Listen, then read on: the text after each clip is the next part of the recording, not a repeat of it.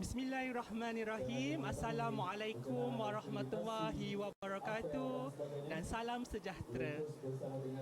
Terima kasih kepada semua para penonton yang mengikuti sesi FB Live bersama Kementerian Pengajian Tinggi bersempena dengan 100 Hari Aspirasi Keluarga Malaysia yang diadakan di Kuala Lumpur Convention Centre.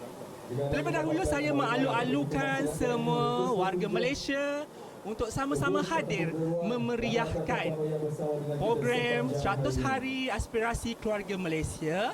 Terdapat pelbagai booth pameran, perkhidmatan, sesi konsultasi yang disediakan oleh pelbagai jabatan dan agensi di semua kementerian yang diadakan di Aras 1 Suria KLCC Convention Centre.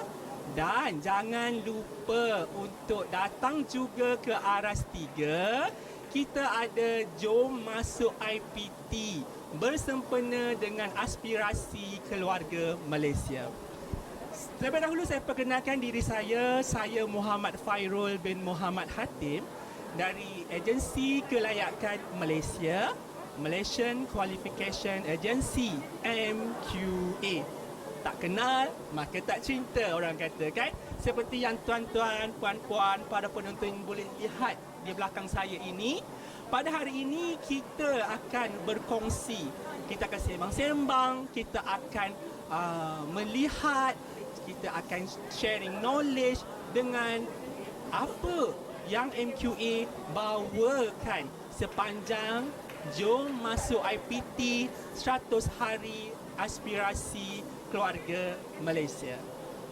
Alhamdulillah, program yang mula dilancarkan pada hari Jumaat dan akan berakhir pada hari Ahad ini, tuan-tuan dan puan-puan, datang kat sini. Banyak perkara yang kita akan bawakan, banyak perkara yang kita kongsikan.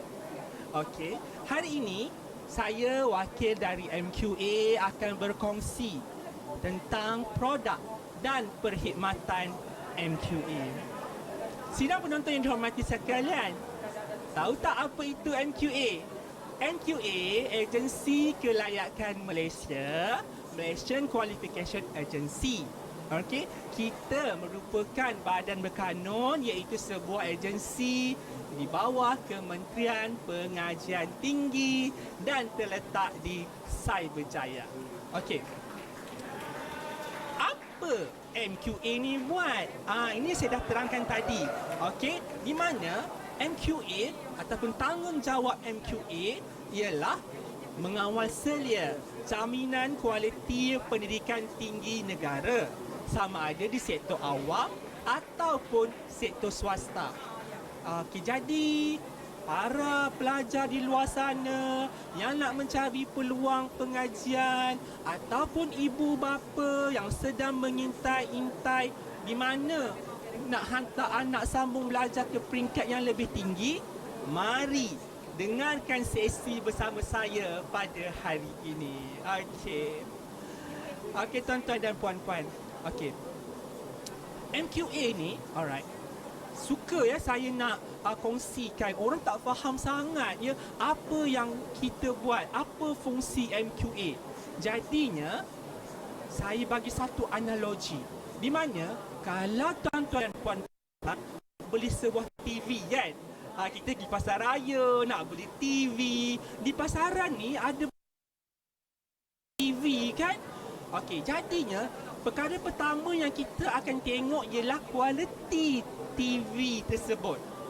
Bagaimana saiznya, bagaimana resolusi gambarnya, bagaimana audionya, bagaimana videonya kan, kualiti dia. Apa kunci utama dia? Kualiti. Jadi peranan MQA ialah mengawal selia kualiti pendidikan tinggi negara. Apa kaitan dengan TV tadi tu kan? Yang saya bagi contoh analogi TV tadi tu. Okey, dia macam ni ya. Kalau kita pergi pasar raya kan, kita nak beli TV, sudah pasti kita akan membeli TV yang ada pengesahan stiker yang dikeluarkan oleh SIRIM. Pernah kan dengar SIRIM? Kita takkan beli sesuatu barang elektrik ataupun TV dan sebagainya kalau tak ada stiker SIRIM. Betul tak? Kita tak nak beli sebab kita tak tahu kualiti dia macam mana. Jadi, samalah fungsi yang MQA mainkan, di mana kita melihat kualiti pendidikan tinggi negara. Jadi ayuh adik-adik semua, kalau nak sambung belajar, mari dengar sesi bersama saya pada hari ini. Okey adik-adik, ibu bapa, para penonton yang saya hormati sekalian. Okey, kalau kita nak sambung belajar, kunci utama yang kita perlu ambil tahu sebagai individu, kita kena tahu, kita kena cakna, iaitu kualiti yang dimainkan oleh, kualiti yang ditawarkan oleh sesebuah program pengajian tersebut. Okey. Jadi MQA memberikan ataupun menganugerahkan akreditasi. Ya Allah, apa benda ni adik-adik? Tergeliat lidah orang nak sebut ni, akreditasi ni kan apa? Okey, jadi saya akan terangkan apa yang dimaksudkan dengan akreditasi. Okey. Tadi saya dah bagi contoh analogi tentang TV, betul? Okey, sekarang ni dari segi istilahnya, akreditasi merupakan satu bentuk pengesahan kualiti, pengesahan kualiti tau, terhadap sesuatu program pengajian berdasarkan standard akademik yang telah ditetapkan. Alright, gitu. Jadinya akreditasi MQA ni, mana-mana program pengajian yang nak ditawarkan ya, dan perlu memohon akreditasi daripada MQA, kunci utamanya ia dinilai perlu mematuhi kerangka kelayakan Malaysia, Malaysian Qualifications Framework, MQF. MQF. Okey, ini kunci utama dia, kena patuh. Okey. Apabila kita menyebut pasal penilaian akreditasi, saya kongsilah sikit kan, orang tanya apa itu akreditasi, apa itu akreditasi kan. Okey. Tadi saya dah beri analogi ataupun contoh berkenaan dengan TV. Jadi akreditasi ni kan pada penonton, ia merangkumi penilaian dia, tadi saya dah sebut, perlu mematuhi kerangka kelayakan Malaysia, MQA, MQF, alright? Okey, MQA pejabat saya, MQF kerangka kelayakan Malaysia. Okey, jadi penilaian dilakukan berdasarkan MQF, dan juga kita ataupun pemberi pendidikan tinggi perlu menyediakan program dengan merujuk kepada beberapa dokumen jaminan kualiti ya. Kita ada COPA, kita ada COPIA, kita ada standard program, kita ada garis panduan amalan baik, dan yang terbaru juga kita ada menyediakan satu kod amalan penilaian untuk program TVET. Kita juga menyahut seruan kerajaan untuk mengetengahkan program-program TVET ya adik-adik. Okey. Jadi kita pergi next stage. Macam mana penilaian ini dilakukan? Okey, ini ingat tak kalau masa kita nak ambil lesen motor, kita nak ambil lesen kereta, mula-mula kita ambil lesen apa? Lesen L dulu kan. Lepas tu dah cukup beberapa tempoh, baru kita ambil lesen P pula kan. Okey, jadi itu analogi dalam proses permohonan akreditasi, yang mana sesuatu program baru itu diberikan akreditasi sementara terlebih dahulu. Okey, akreditasi sementara ataupun provisional accreditation. Kemudian apabila telah sampai masanya, dah memenuhi kriteria yang ditetapkan, barulah program tersebut boleh memohon akreditasi penuh pula. Dan tak berakhir di situ. Untuk selepas 5 tahun, MQA akan datang semula dengan membuat penilaian audit pematuhan akreditasi. Itulah dia. Dah tahu dah macam mana akreditasi tu. Okey. Tapi adik-adik semua, para penonton, ada juga SUA akreditasi. Apa pula ni? Okey, jangan risau. Dekat Malaysia ini ya, tuan para penonton, ada IPT yang kita anugerahkan dia sebagai institusi ataupun universiti yang berstatus SWA akreditasi. Yang maksudnya mereka ini menjalankan penilaian akreditasi mereka sendiri berdasarkan garis panduan yang ditetapkan oleh MQA. Macam tu. Jadinya adalah proses-proses dia. Janganlah terkejut kalau tiba-tiba alamak apa SWA ni. Macam adik-adik SWA foto tu kan. Maksudnya ambil gambar sendiri. Oleh itu SWA akreditasi mereka menjalankan penilaian akreditasi sendiri berdasarkan garis panduan yang dikeluarkan oleh MQA. Jangan risau, okey? Okey, next. Tadi saya dah sebut akreditasi sementara kan, provisional accreditation. Jadi program-program baru yang telah mendapat akreditasi sementara, okey, kita boleh semak ya. Ada portal yang boleh kita semak apa programnya, di mana ditawarkan. Nanti saya akan terangkan dengan lebih lanjut. Okey. Kebiasaannya bagi program-program yang berstatus akreditasi sementara ni, provisional accreditation ni, dia ada kod macam surat beranak lah adik-adik kan, di mana kod dia akan bermula dengan MQA/PA. P tu untuk provisional accreditation, lepas tu diikuti dengan nombor. Right. Seterusnya barulah apabila saya cakap tadi tu dah cukup tempohnya, dah memenuhi kriteria-kriterianya, barulah boleh memohon akreditasi penuh pula.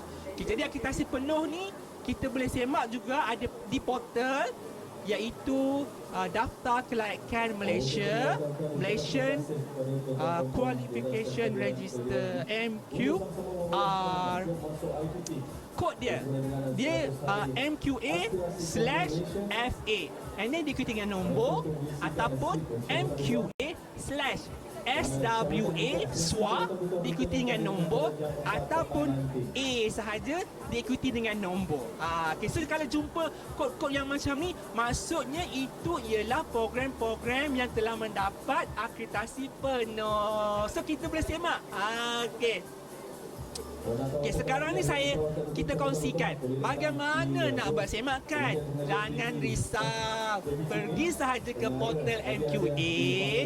Okey, pertama saya ajarkan, kalau nak semak untuk program yang berstatus akreditasi sementara, okey, pergi kat portal MQA tu, akan ada satu ikon bulat. Banyak tau ada ikon bulat-bulat tu. Cari satu ikon MQA/PA. Kan saya dah cakap tadi, P itu stand for what? Provisional Accreditation. Okay, jadi program-program yang berstatus akreditasi sementara, provisional, dekat situ. Dekat portal MQA PA. Okey. Nanti bila kita search, kita boleh search sama ada menggunakan nama IPT, alright, ataupun nama program. So kita akan keluar kat situ.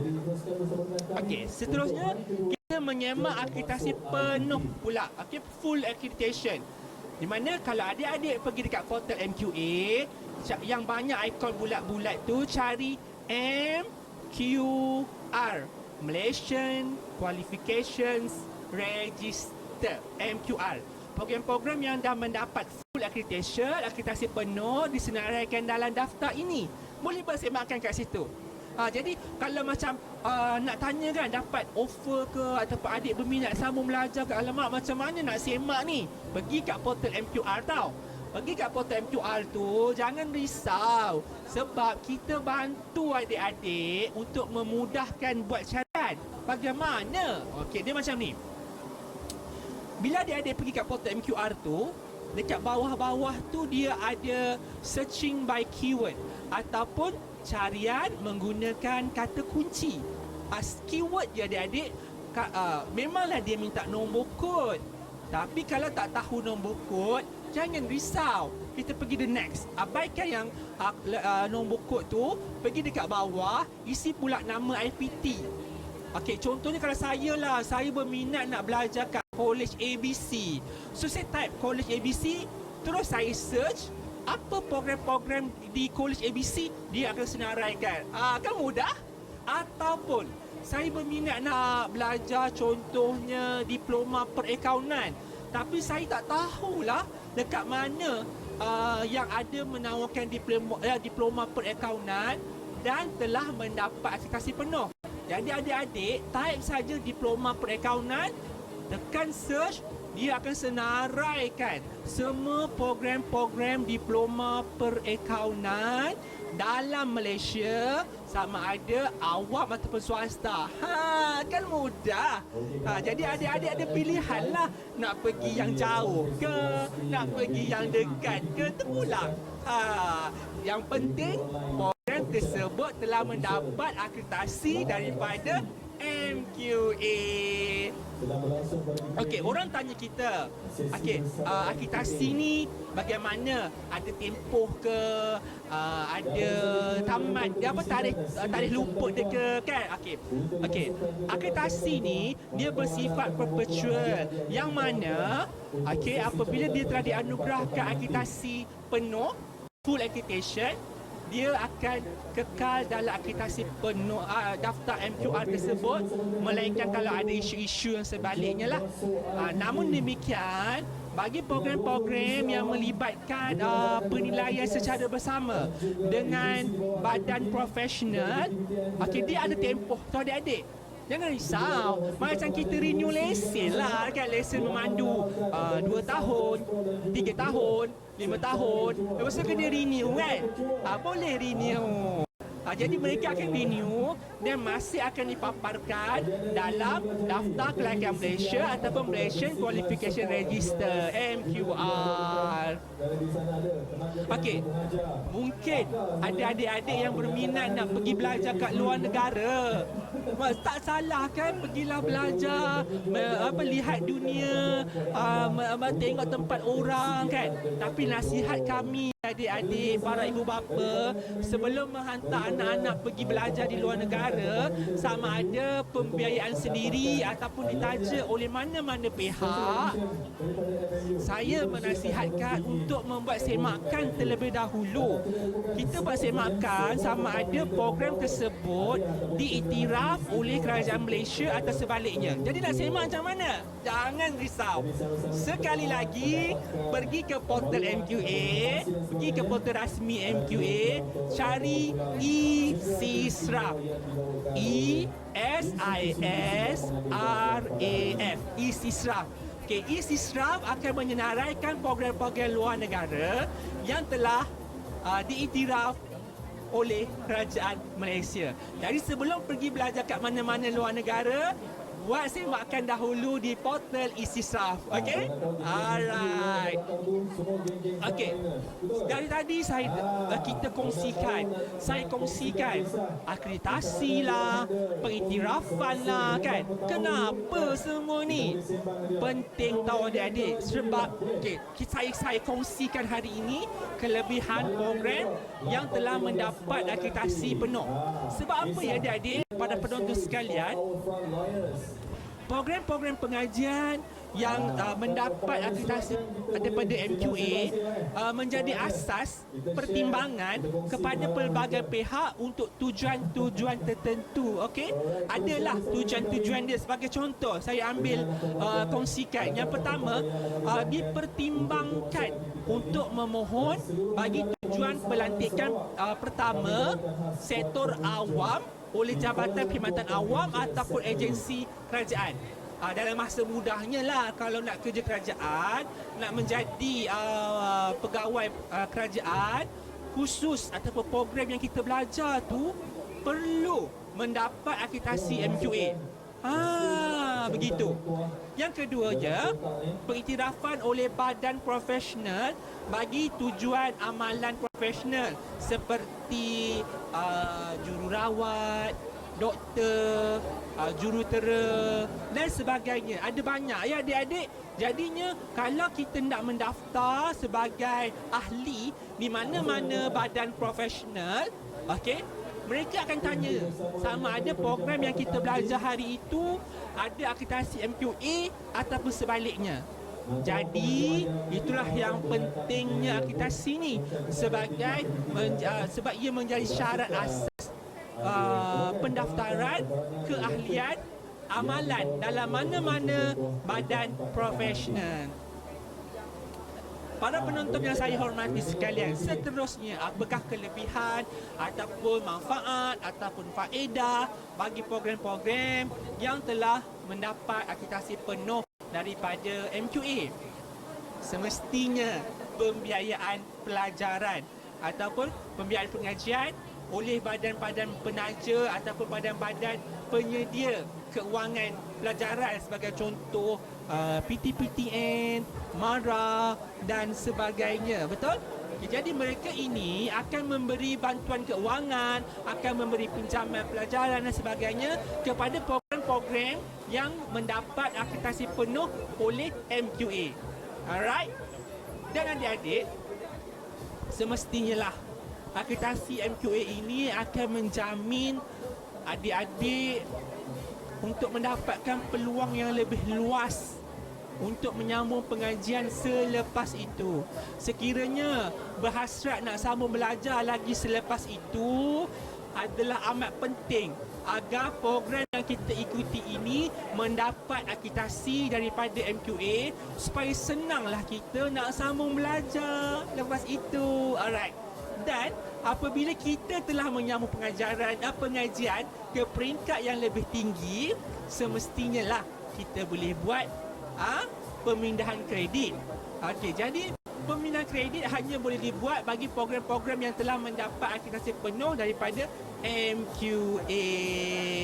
Begitulah ceritanya. Dan semestinya kalau ada working adult yang nak mengeluarkan duit simpanan Perkeso ke KWSP ke, boleh gunakan tau. That's why penting kita sini nak tanya kena ada MQA. Alright? Adik-adik, sekarang ini kita ada apps My MQR. Download saja tau, boleh buat semakan. Para penonton yang hormat sekalian, bagi working adult macam mana, bagi mereka yang dah bekerja, bagaimana nak pulang sambung belajar, jangan risau tau. Kita ada APEL. APEL. Apa tu APEL? Dekat sini saya ada maklumat berkenaan dengan APEL.